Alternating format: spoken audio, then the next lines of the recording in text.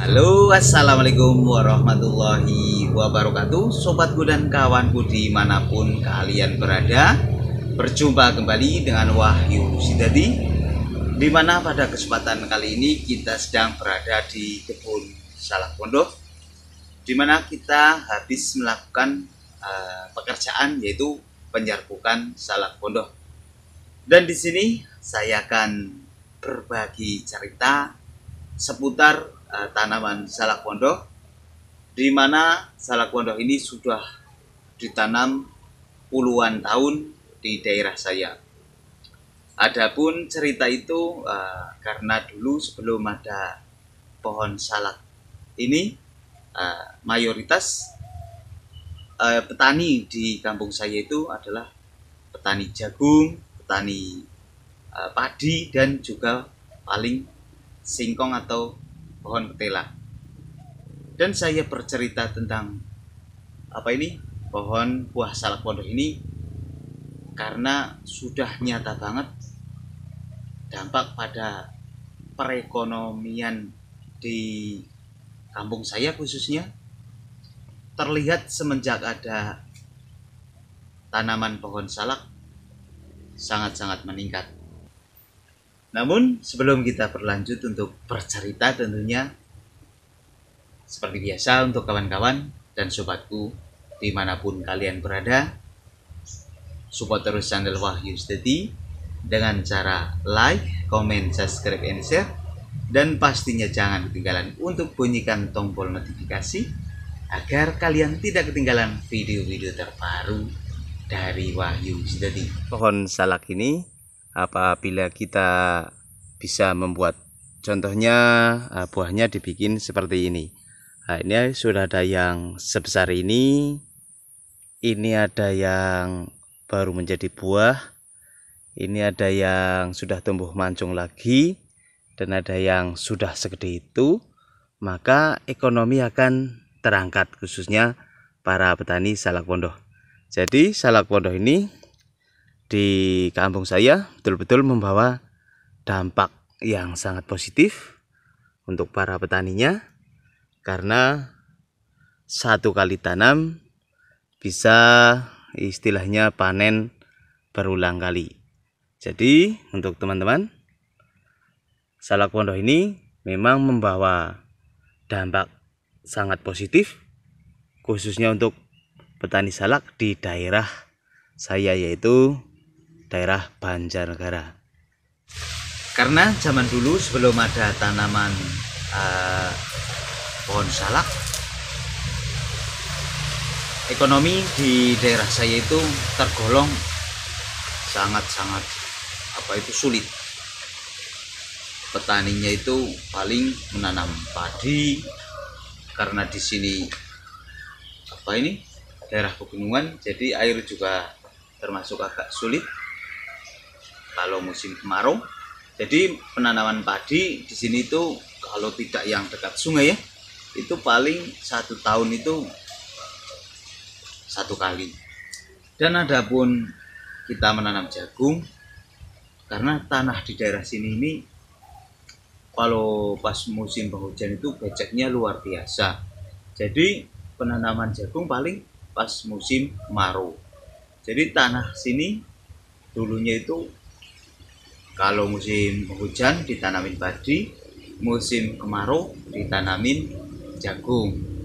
Terus ada pun kebun-kebun yang ditanamin pohon ketela itu hanya 1-2 banget.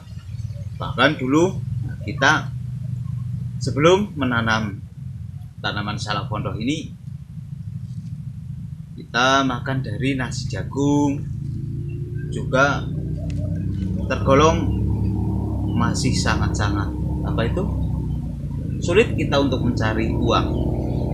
Karena dulu memang saya masih kecil, sekitar sekolah paling kelas berapa itu SD lah. Itu mulai dari bapak saya itu melakukan penanaman salak pondok, dan adapun kakeknya itu sangat-sangat menghalangi untuk menanam salak pondok ini, karena dianggap apakah nanti anak cucunya mau dipakanin duri kalau kita menanam salak pondok. Dan ada pun cerita sebaliknya untuk sekarang ini, setelah dulu kakek itu istilahnya itu tidak memperbolehkan untuk menanam salak pondok, untuk saat ini sangat-sangat terbalik ceritanya. Jadi semenjak kita menanam salak pondok ini, ekonomi di daerah saya itu sangat-sangat meningkat. Karena salak pondok ini perempuan-perempuan pun bisa melakukan penyerbukan, dan setelah tentunya dilakukan pemberpahan, pencangkulan, nanti yang laki-laki itu pada merantau mencari uang, intinya wanita itu yang perempuan-perempuan bisa di rumah, bisa melakukan penyerbukan. Nah, disitulah ekonomi di daerah saya itu terangkat. Jadi kalau kita sudah mempunyai istri itu bisa saling bantu, tinggal penyerbukan itu para perempuan itu bisa.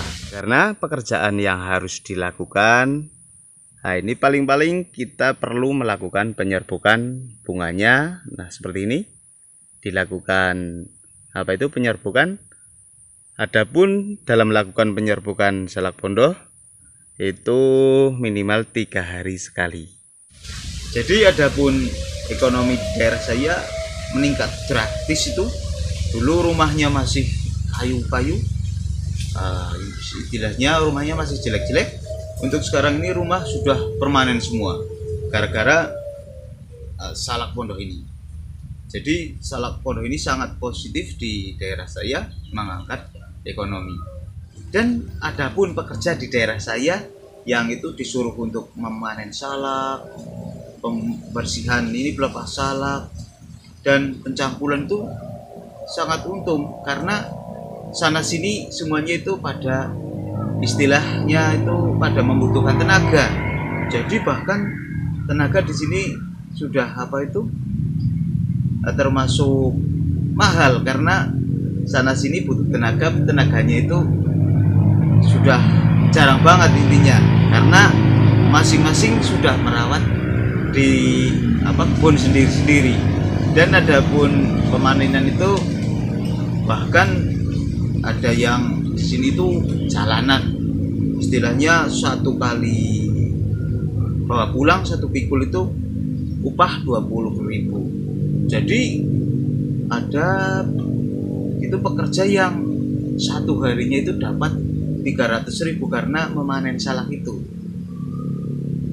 Nah, itulah sepenggal cerita dari awal di kampung saya yang dulunya masih termasuk miskin banget karena hanya menanam jagung, padi, ketela. Dan sekarang semenjak ada tanaman pohon salak ini, ekonominya sangat meningkat. Jadi sangat-sangat terasa banget dampak dari positifnya tanaman pohon salak di kampung saya itu membawa dampak yang baik karena meningkatnya ekonomi. Terima kasih yang sudah mampir ke video ini. Mudah-mudahan kita selalu diberikan kesehatan.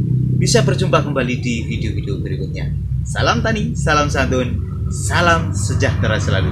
Wassalamualaikum warahmatullahi wabarakatuh.